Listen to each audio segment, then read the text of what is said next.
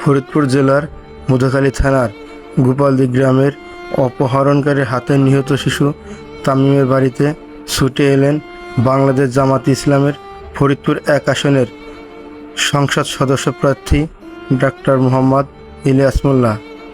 নিলেন তাদের পরিবারের খোঁজখবর, দিলেন তাদের পরিবারের পাশে থাকার আশ্বাস।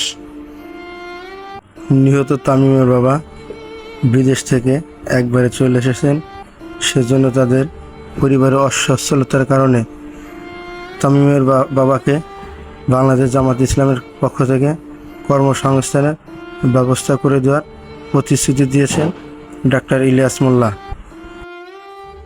তাহলে বিদেশে আর কি যাওয়ার ইচ্ছা আছে নাকি বাড়িতেই?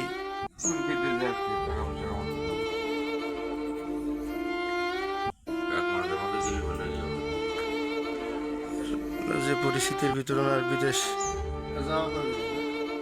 আপনার 3 মাস যদি ওভার হয়ে যেত তাহলে আকামা লাগাইতে পারতো 3 মাস ওভার